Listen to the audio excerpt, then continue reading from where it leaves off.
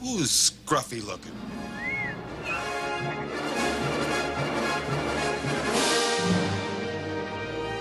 Welcome back to the TalkingWithMyHans channel, everybody. Ian here on another episode of FAN-terviews. I forget what episode we're on. 5? Are we on 5? 4? I think we're on 5. There's an old adage in the podcast world where they say if you get to 5 episodes, then you're more likely to succeed going forward. But quite frankly, isn't that true for every episode? Every episode that you make thereafter, aren't your chances of succeeding in the podcast like growing exponentially? I don't know. Never made sense to me. However, we have probably my most anticipated guest of FAN-terviews so far. I guess it was highly requested to come on, joining us all the way from across the pond. It's Peanut. Hello. Thank you very much for coming on. Thank you This is. I told you we were talking just before. This is probably. Yep. Not probably. I know this is a huge honor for me because we've been following each other on Twitter for a long time, and getting to meet you like now in real life is just absolutely fantastic. Oh, I mean, the honor is all mine, you know. Yeah, I mean, when you told me I'd be coming on to the show, I was just mind blown. I couldn't wait. Well, we're going to have a great time. We're going to have a good conversation. Yeah, we got a bunch of questions lined up. But I just wanted to talk real briefly just about this strange experience of that we were talking about off air, because it's one of those things that I've now experienced multiple times on the show where we had this little family on StarWars Twitter, right? Mm-hmm. There's a group of us that have been on for a while and just sort of interact with each other. Like there's this vicious circle of like there's 10 or 12 of us that like just kind of know who everybody is. And in reality, like we don't know who each other is. Like I don't technically know you, and I don't know clue. A lot of these people, but like it almost seems like whenever we start talking or get together in group chats or whatever it is, it just seems like we've known each other forever. It's an amazing bond, honestly. I mean, who would have thought? Yeah, honestly. But it's like a really weird experience, isn't it? Definitely. Out of body at times. Definitely. Yeah, it's crazy. So, I love it. To be honest with you, I couldn't have it any other way. And you're almost at 1,500 followers over there on Twitter. I mean, that's remarkable. That 1,500 people. Don't you ever sit back and think, wow, 1,500 people want to listen to me talk about Star Wars? Isn't that like a little ridiculous? I mean, I tweet all the time, so I'm just thinking, how are they not sick of me yet? You know, I'm always going on and on. You do tweet a lot. You're on there a lot, and I kind of appreciate it. Like, I know when I go on Twitter, I'm like, okay, Peanut's always gonna have something good to say. Like, I know that it's like a fact of life. The sky is blue, grass is green. Peanut's gonna be on Twitter, probably spitting some sort of facts on there. Well, we're gonna get to your Twitter in a while. We're gonna get to both of your Twitter in a while, because you just started another Twitter, believe it or not. And this is your first time hearing about this. Please stick around till the end of the interview. Not you, Peanut. You're going to stick around to the end of the interview either way, whether you like it or not. You're in here now. It's all over for you. Yeah. No going back. No, you're sold. I'm sorry. This is how it's going to go now. So let's jump right into these questions here. The first question I always ask people is sort of an easy one. I don't want to say it's a softball question, but everybody always has their Star Wars story. Everybody has like their Star Wars life story, like, how I, how I found the franchise and how I fell in love with it.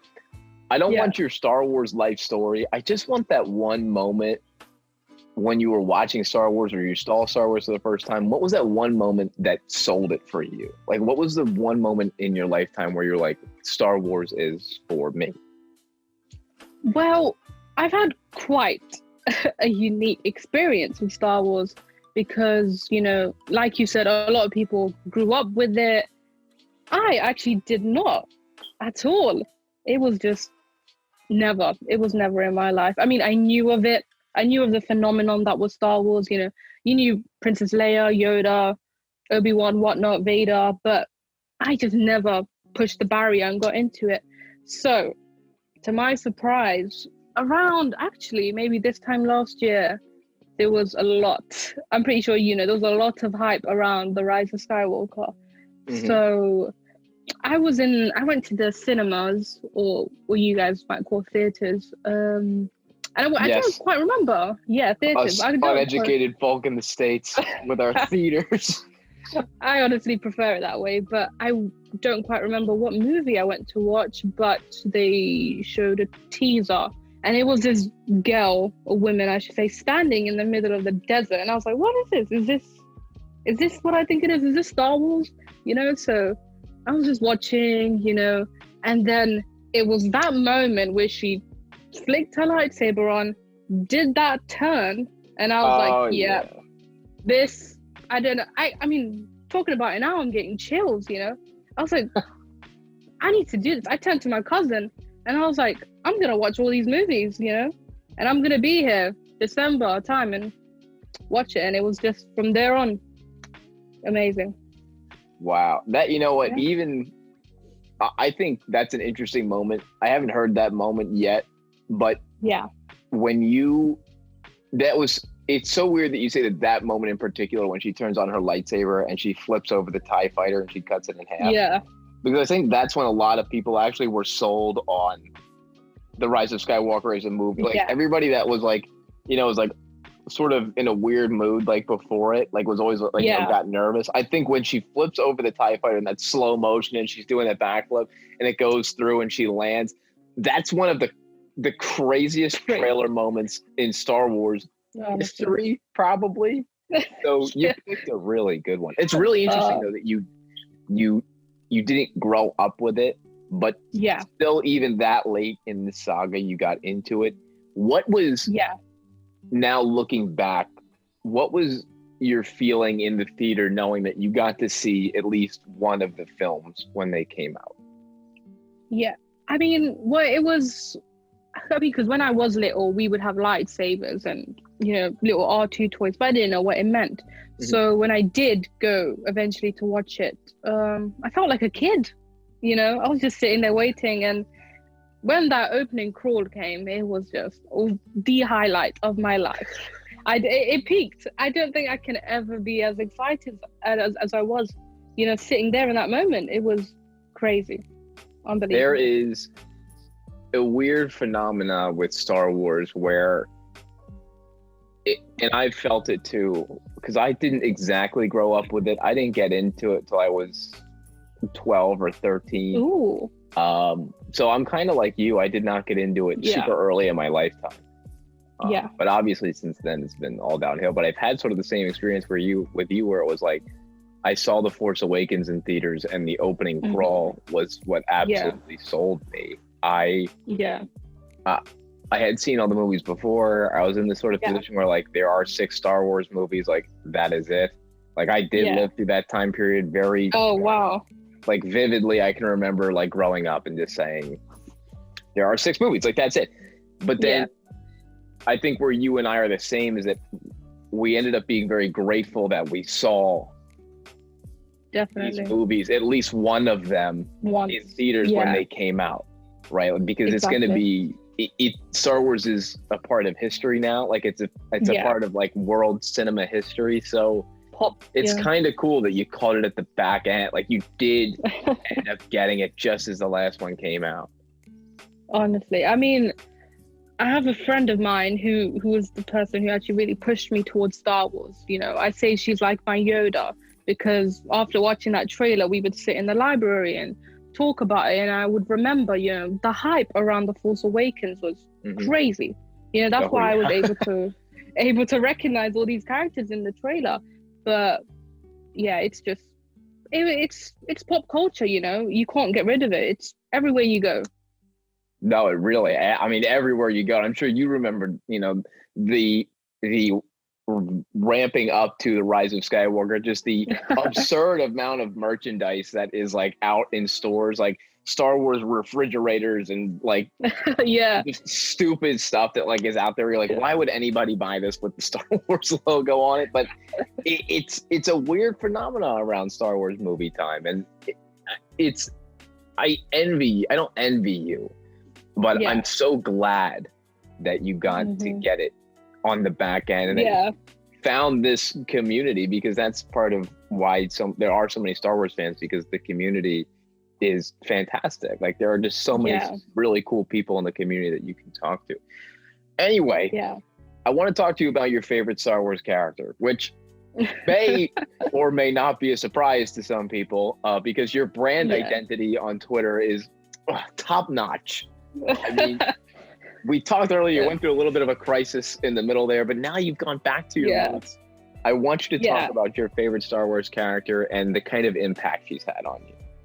Well, yeah, so obviously because of my experience, because of everything, it's gotta be her. It's gotta be Rey, you know.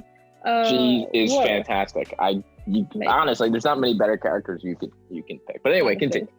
Yeah, I mean, criminally underrated at times, you know, but there's a lot to her, you know. And when I was really trying to learn about Star Wars, she was just so interesting. She stood out for me. And obviously I love Daisy Ridley herself. She's a phenomenal actor. She's from London, even better, you know. So she's got it all. It was just honestly the whole package. But there's a few others that I would say that are really special to my heart, which is probably Obi-Wan. I loved Obi-Wan from the prequels. Ewan, he was amazing. But I like characters very easily. So as soon as I see them, I'm like, yep, that's my favorite. And then I'm like, nope, maybe it's that one. But yeah, it would be Rey. She has a little bit of an edge. Do you find that Rey just sort of, do you find that she has a sneaky like depth to her character? Like, it seems like it's very obvious to me, the depth in Rey's character. I don't think a lot of folks see how much she has going on, like in her brain, like how much of a push-pull relationship is just within herself. Was that evident the first time you saw her when you started watching the movies? Was that a part of her character that was intriguing to you, that sort of, you know, back and forth with her? I mean, I can actually say I didn't catch on to it the first time. Because when I watched the movies the first time, the sequels, it's actually a surprise because I didn't like it as much as I liked the prequels.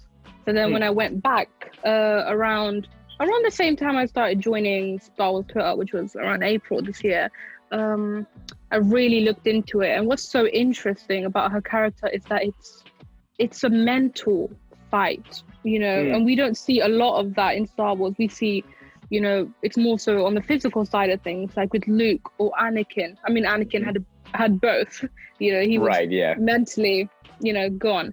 But in the sequels, it was very well, you know, played. And I just don't think a lot of people look into it enough. I mean, as the audience, we should infer what's going to happen, or it should be obvious to us, and it is, but I don't know. I feel there's a bit of a stigma. Yeah.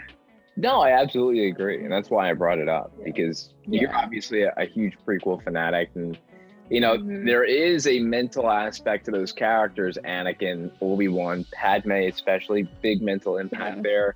But you have to think about it. And a lot of those mental impacts in the film are not really relevant until Revenge of the Sith. Whereas I feel like in the sequel trilogy, both of the main characters, Rey and Ben Solo, are both mentally just being torn apart from the get-go. I think that's very unique about the sequel trilogy. Yeah. I mean, a lot of the times, even I can say that the sequels were quite disjointed in terms of storylines, but in this specific aspect, I feel they've really done a good job kind of, you know, creating that storyline where both the dyad, you know, they're really going through something and they have this internal struggle. Absolutely. Absolutely. Anyway, I wanted to ask you, Star Wars experiences, everybody has plenty of them. I'm sure even you have plenty of them, even though you've gotten into it sort of, you know, on the later side. I want to ask you, in your short Star Wars lifespan, what experience has been the most surprising for you? Ooh, surprising. See, there's I mean, it's all relatively been quite a surprising experience. You know, I would have I'm never sure guessed. at this early, yeah, everything's kind of like fresh and new for the first time. Yeah, I mean, I've learned a lot about it, but I would say I never thought I would be into the animated series at all, you know. So I had to Yes. give it a go, you know. Yes. So I had to push myself there, you know. They were like, Clone Wars is the best. I was like, really? You know, I was, Yeah. oh, how would you say? A bit blinded by, you know, oh, it's cartoons, but no, it is so much more than that. And It really you know, is. that was surprising, you know. And just in general, you're engaging with so many people, having so much in common with people, again, like you said, we don't really know, you know, but we're so connected because of this mutual love for Star Wars, and that's all of it has just been surprising. I wake up surprised every day about it. Talk to me more about the Clone Wars, because you're a huge prequel fanatic. You're one of the biggest prequel fanatics on Twitter at the moment, which is probably surprising to you, but it is not to me. I have been telling people for the last few years that the Clone Wars has suddenly become a must-watch Star Wars event. A few years ago, I would have said, you know what, you really don't need it. But now that season 7's come out, now that the whole thing's wrapped up, now that Rebels has come out, I almost feel like the Clone Wars has become a must-watch Star Wars story. Oh, yeah. Do you concur with that? Oh, I agree 100%. I would say, as great as the prequels are, I feel like the Clone Wars, it's so good in providing that depth. You know, my younger brother was actually just started watching Clone Wars, and he was like, this is so crazy how there was so much going on that we didn't see enough of in the prequels. And I think it does a really good job in showing a different side to Anakin. I mean, it introduces us to Ahsoka, who is, you know, top 5 characters, maybe even top 3, you know, amazing. Yeah, absolutely. But yeah, it was it tied the prequels up so well, you know, and season 7 was an amazing experience. And, you know, the arc, I mean, I don't even think I need to mention it, but the arc in season 7, Siege of Mandalore, absolutely top tier Star Wars. Top tier. That is, for me, even as someone who has digested an absurd amount of Star Wars stories, Legends, canon, the whole 9, Siege of Mandalore, probably one of the most satisfying and emotional Star Wars stories of my lifetime. And that was fun. That was something. That's also something you can speak to watching as that came out for the first time, because that was almost like a movie in itself. Yeah, I mean, I tried very hard to avoid spoilers because I know it did come out around the time I joined Star Wars Twitter. But I sat down and watched it. This was about a month ago, really, because I only recently just finished it. And it was just so satisfying, so unique. It gave us it was a different point of view from Revenge of the Sith. It really gave us the full story. And I mean, that lightsaber battle, again, amazing. I could look at it forever.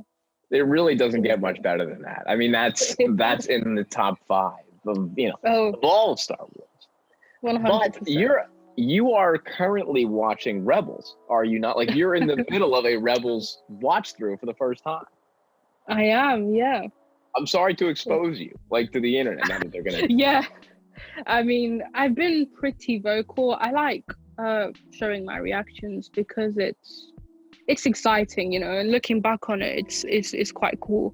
But Rebels is again so amazing. I do have a little confession that I kind of watched it in my own order. So it was almost like a machete order where I watched season 1 of Rebels, and then I watched all of Clone Wars, and then I watched, season 2 and hopefully onwards. And it just gave me a really good idea. It wasn't too awful, because now you're getting to re-see characters. Yeah. Right? So, it's like when I came back, Ahsoka had so much more meaning to it. She was so much more meaningful. And then seeing Rex, amazing. Oh, my heart. Jesus. Yeah. Oh, it's emotional, honestly. Yeah. Where are you in your Rebels rewatch? Or watch, I guess. Watch. Yeah. I would say, actually, I just recently finished season 2. Yeah, I'm on season 3 now. Yeah, season 3, episode 2. How about the end of season 2? Oh, I mean, that could be a conversation of its own. Oh, wow. The end of season 2, those last 2 or 3 episodes, man, what a trip that is, huh? Yeah, it was quite an experience. That's what I will say. I mean, so many characters, and it was just, again, like you said before, top tier Star Wars. I would definitely put that up there for me, at least.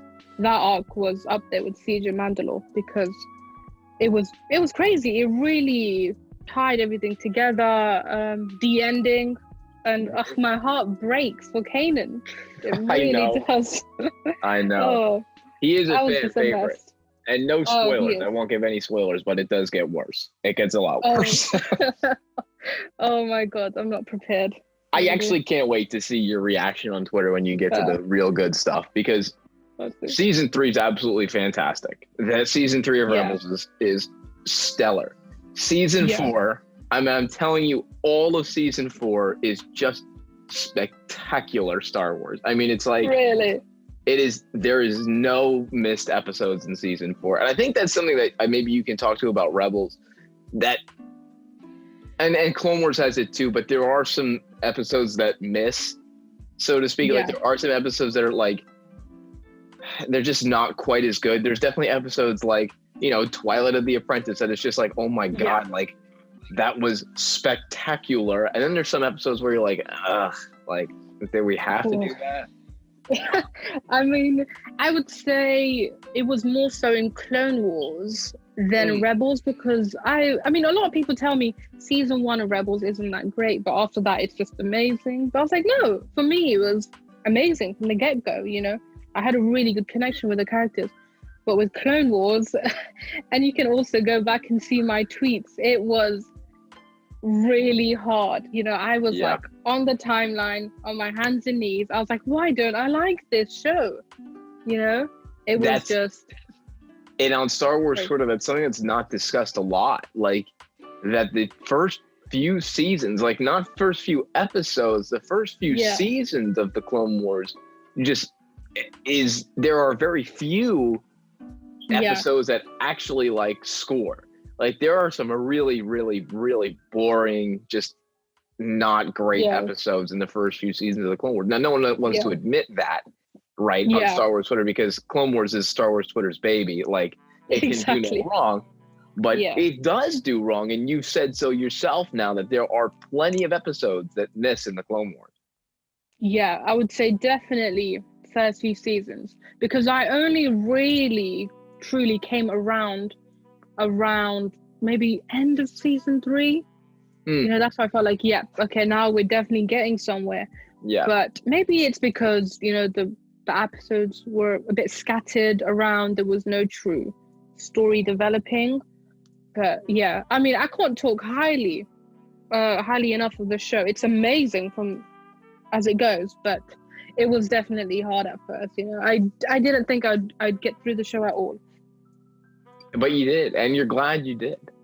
Yeah, really glad, Here's what I want to ask you, and it's probably my favorite question that I'll ask you today, because everybody has a different answer.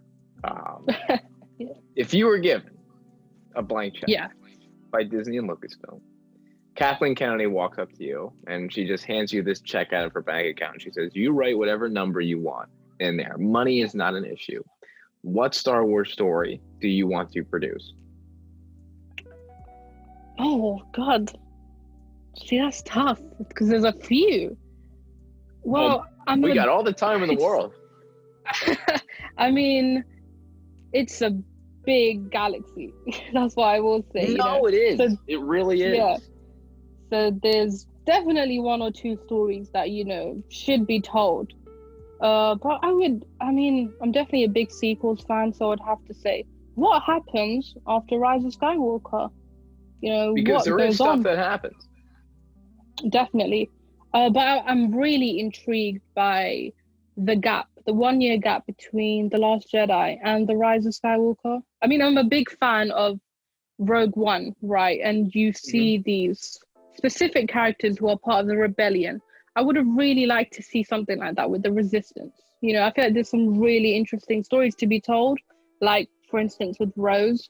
So, yeah, I think that would have been really good. It's almost like a Clone Wars style show is needed for the sequels.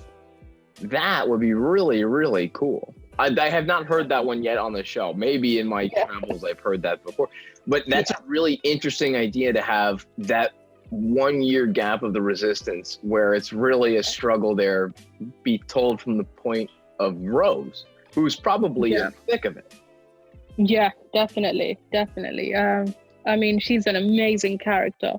And, whilst it's amazing to focus on people like Rey, Finn, there's also, anyone can be a hero, right? So having the people who are on the field, battling it out, it would have been great to hear their stories. I think so. Have you read, perhaps, Resistance Reborn? I have not, but actually, people have been telling me. That you would love that book. You would absolutely love that book.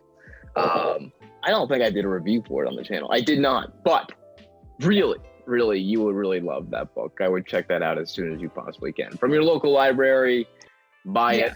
I don't care. Figure it out. Check it out. But quite frankly, if I had to choose between Resistance Reborn and your show idea of having, Rose sort of tell the story of the Resistance picking up its pieces and getting back to where it's supposed to be, I would probably take your show idea, to be honest with you. That could be really, really, really fun.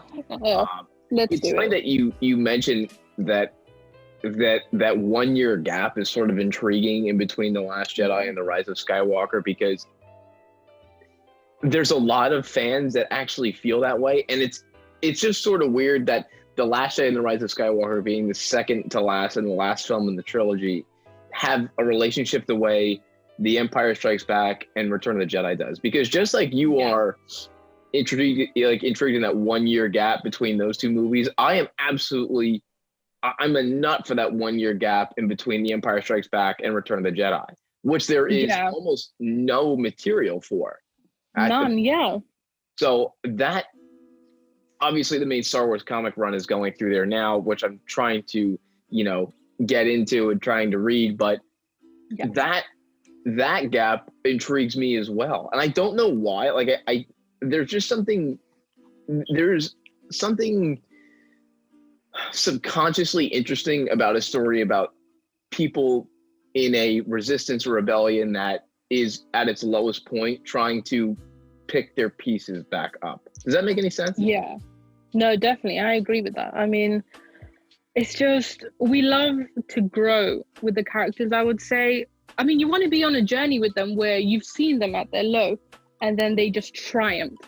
There's no better feeling, really, I think. No, there really isn't. Yeah. I want to talk about your Star Wars purchases, your Star Wars merchandise. Oh, God. Yeah. Which every Star Wars fan is guilty of doing. Spending a ungodly amount of money on Star Wars toys and books and t-shirts and, refrigerators, I guess, Oh, no, after this, I want to know what definitely getting the refrigerator. If you get the refrigerator, if you somehow find that out there, I need you to keep the Rise of Skywalker sticker on the front. And it has to sit in your house like that until the sticker falls off. That'd be terrible. God. Please don't do that. I do want to know, however, what your most shameless Star Wars purchase is to date. What was that one thing that cost you an absurd amount of money where you're just like, I need to have this. I have to have this. Right. I mean, to be fair, I feel like I've done quite a bit in a year's time. I've gotten t-shirts, jumpers, everything, books. But recently, and when I mean recently, I mean 2 days ago. Oh my And God. yeah, the package has come today. I did get for my brother a Black Series Darth Vader helmet. Oh Which, my God. yeah, and it's epic. I mean, when I tell you it's the real deal, it is phenomenal, amazing. Have you taken it out, like out of the box, or like are you like waiting till he gets it? I'm waiting for him to come home. I mean, I might just do an unboxing video, but it is huge. It is, it's. I want to open it so badly. It's like a kid on It's just Christmas. sitting Yeah, it's with me right now. I would be. But I would have not the self-control that you have. I'd be in that box right now. I mean, it's taking everything out of me. But I mean, in terms of purchases that mean, I have a very unique purchase that I recently made, which was obviously I am trying to learn how to drive, not very well, I should say. And I recently purchased the Han Solo dice that I'm going to be putting in my car, which is just unique. That's a great buy. I briefly considered getting those for my own car, actually, back when Solo came out. But wow, yeah, that's a good buy. Yeah. Driving, not easy, and don't ever come to the States because it's totally backwards. You're gonna learn how to drive, and then you're gonna have to relearn everything if you come to the States. So stay there, learn how to drive, do your thing, and the dice are gonna give you luck. Hopefully, the dice, help you drive. Not that Han Solo was a great pilot when he first started. Yeah, no, definitely. Let's talk about regret that you have as a Star Wars fan. Obviously, you have not been a Star Wars fan per se, for as long as a decade and a half. But I'm sure that there are regrets that you might have had thus far about being a Star Wars fan, or maybe you haven't. Maybe you've done everything right and you've lived up to every Star Wars expectation that you've met for yourself. But please describe for me a regret that you have as a Star Wars fan.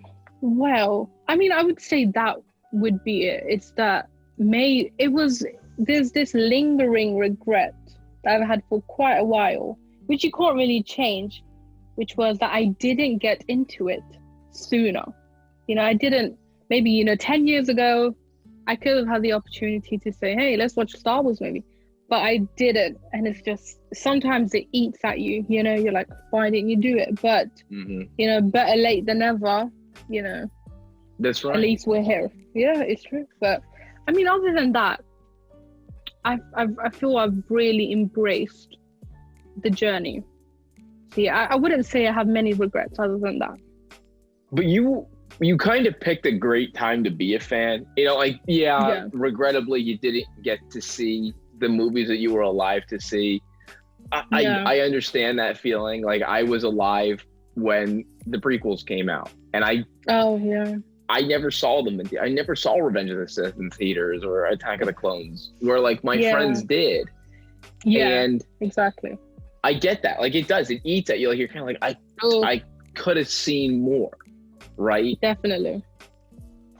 But in the same breath, you've picked a great time to become a fan, because I think Star Wars is entering this new, and you can definitely speak to this new era of its franchise, where like you're going to be experiencing things for the first time, just like the rest of us will be. Like, no Skywalker films. I'm sure there's going to be a heavy emphasis on television shows like The Mandalorian. Like, this is really, if you had to pick a time to become a new Star Wars fan, it's now, right? Like, all the movies are out.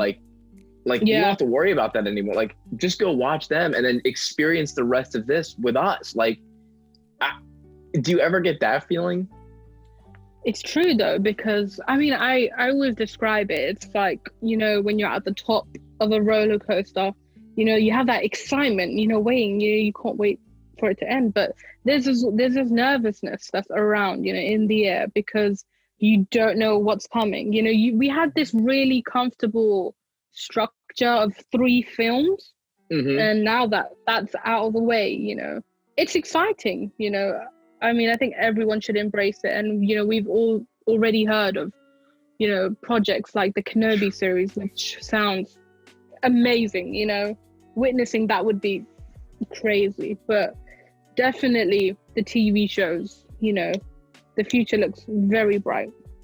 I wouldn't, not to crap all over your regret, but honestly, I feel you. I understand where you're coming from. There's a small regret where I could have done this sooner, but at the same time, there's no time like the present, man. You're honestly, you're becoming a fan at probably one of the most opportunistic times to become a fan. You're going to experience all these really new cool things for Star Wars, and like you said, the Kenobi series and the Cassian series and the literally 80 other rumored series that are out there. It seems like every day we get a new rumor, and I'm just like, can we stop with with the rumors? I can't keep up. It almost seems too good to be true, with all the names popping up. It almost seems like too much. It seems like you're like, there's no way we do all of the which one of these are made up? I don't know. Let's talk about let's talk about your Twitter, shall we? Because that's how we met. That's how most of our interactions go up until today. Again, huge honor. You started Star Wars Twitter, and that's a big jump. I mean, you became a Star Wars fan, and you're like, I got to get on Twitter. What's the driving force behind that? Well, obviously, I believe it was April that I joined, and there was a lot of excitement within me. I couldn't contain it. I had a few friends that watched Star Wars, but I was really, just smitten by all of it. So I decided, hey, why not join? I got nothing going on. It's not like I can go outside, Yeah, and right. You can't. But the response was unbelievable. It was crazy how welcoming everyone was, and I really felt like I fit right in. This is my place, and it was just, ever since then it's been so fun. And quite honestly, you fit right. You are so right. You do fit right in. I told Jordan this too. There are a handful. I mean a handful of people. When I think about Star Wars Twitter, that come to mind. You are one of them. You and Jordan are one of those people. When I think Star Wars Twitter, I think you, I think Jordan, I think Olivia, I think about my friend Fred. There are just people that you just know right off the bat, and you have made that list by far. One of the iconic brands, one of the iconic voices of Star Wars Twitter. It's an honor to even be, considered to be part of that group. They're everyone that you just mentioned, amazing people, inside and out. Lovely. But I do want to ask you, do you ever find Twitter to be unhealthy? Are there ever times where you're I have to put this down because I'm gonna lose it? I mean, a lot of people know that there's a lot of controversial things that I might have said, or it's just, the thing is with Twitter, I love how passionate Star Wars fans are, but then there's also you wonder where the line is, between passionate and then a bit overly critical, it was at times where it's I would have to start a tweet saying, oh, you guys are going to hate me for this, or unpopular opinion. I never liked those tweets, and it always, it was always around movies like The Rise of Skywalker or The Last Jedi, and that's when it felt sometimes it isn't all that great, but yeah. It's, how do I describe this? It's sort of a shame, I think, that some people have to feel like that on Twitter. You should just be able to share your opinions. And there are some times where I feel the same way, where I'm I can't believe I have to say this. Exactly.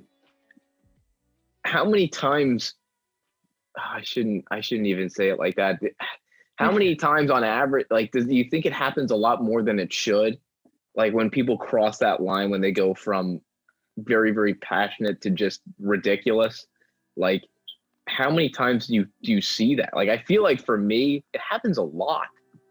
Yeah, I mean, maybe, I don't know if it's because I'm always on Twitter and maybe that's why I see a lot of it, but it's almost like it's kind of like a trend, you know.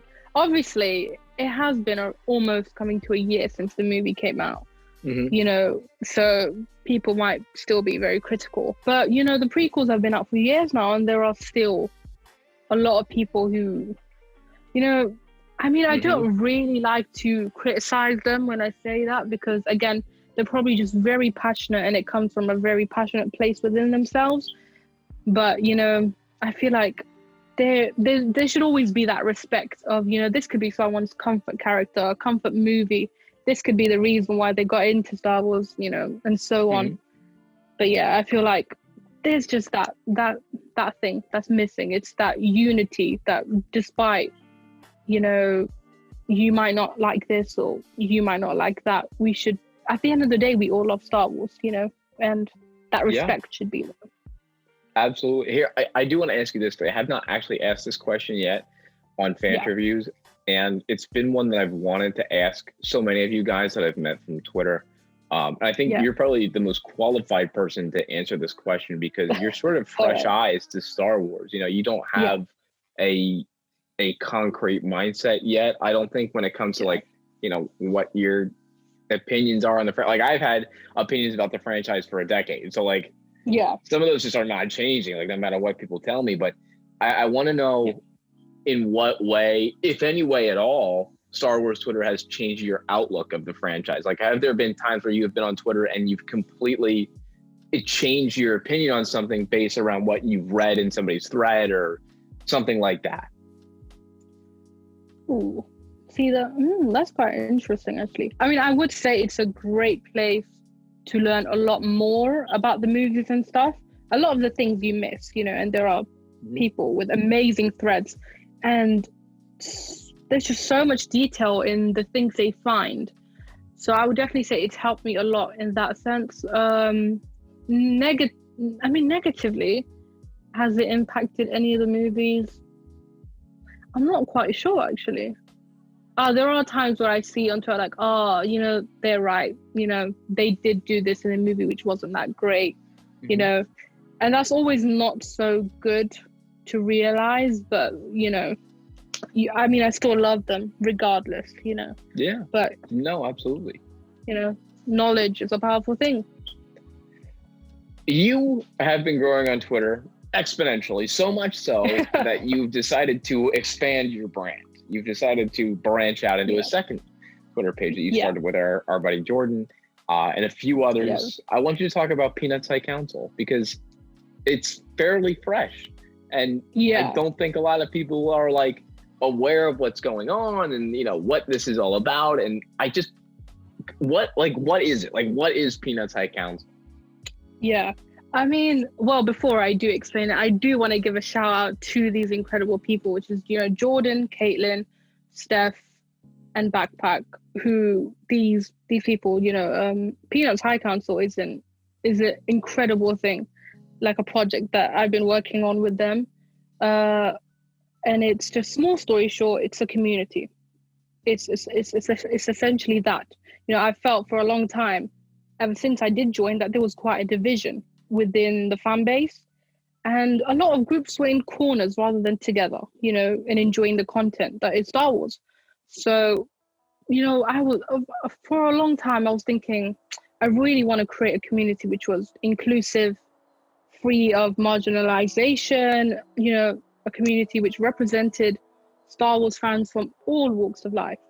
So what we decided to do is, one day I was like, hey, let's make a Discord server. You know, let's actually get everyone together in one place where they're free and able to talk about the things they love, whatever time. And, you know, we had like a little theme, like a Jedi Council, hence Peanuts High Council, you know. So it's really fun. It's, you know, two masters, me and Jordan. We have our Jedi Knights, and we actually have a temple guard, which is our technician.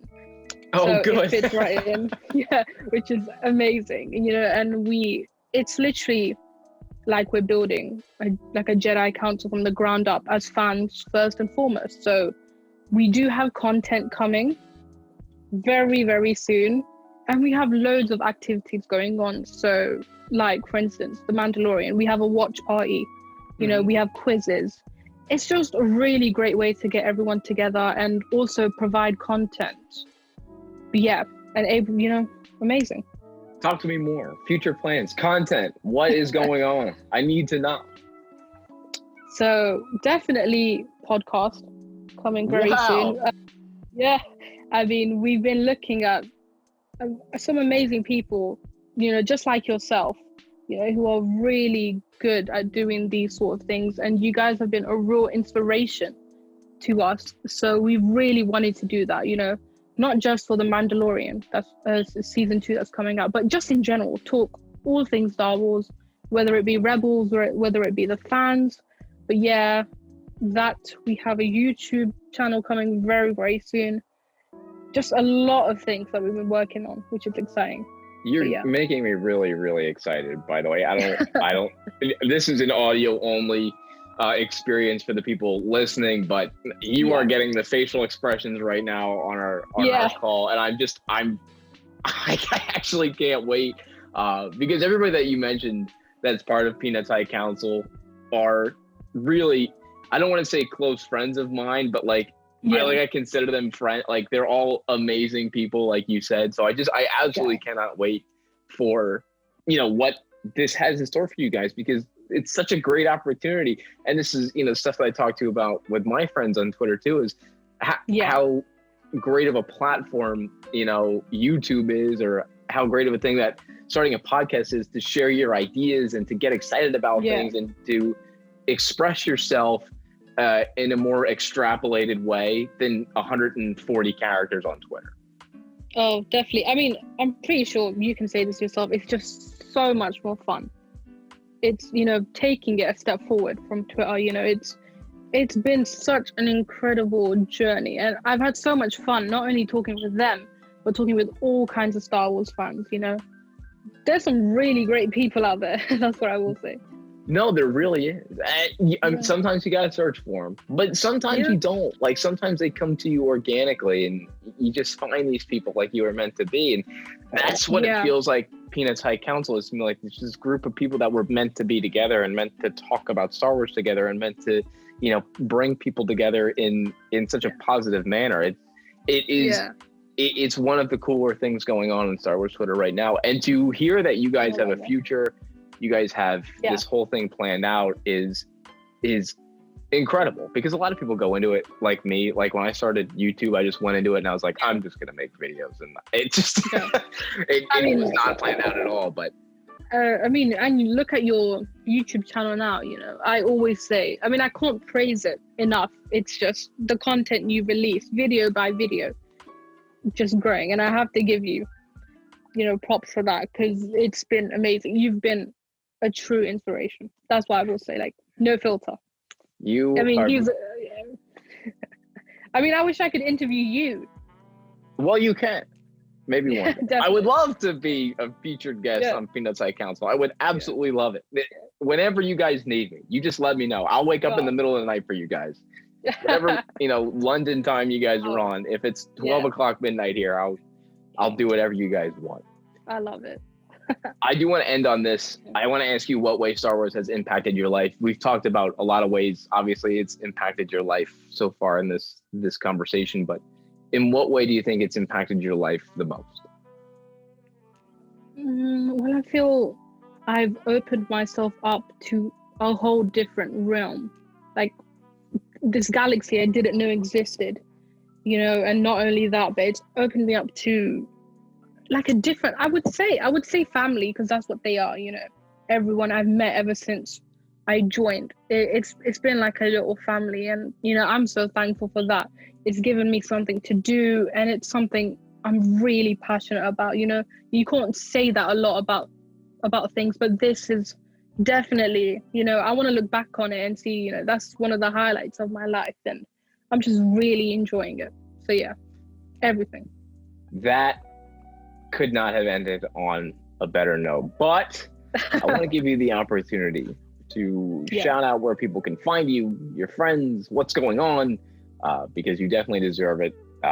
For those of you listening, for those of you that have made it this far in the interview, Peanut, I mean, I've said it before in this interview, just one of the absolute faces of Star Wars Twitter, one of the best fans out there right now, period. I mean, one of the premier, passionate, positive Star Wars fans on the internet, which is quite a title. But I want to give you the opportunity to shout out where people can find you and other people that you want to shout out, because you definitely deserve it.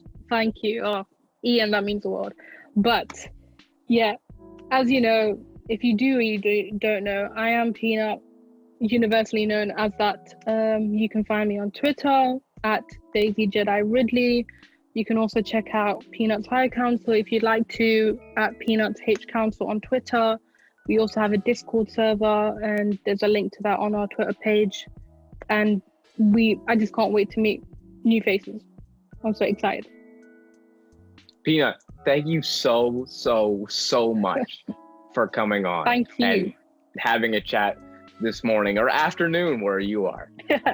Or whenever the viewers are watching the video. Thank you guys so much for tuning in. And of course, please go check out Peanut on Twitter, Peanut's High Council.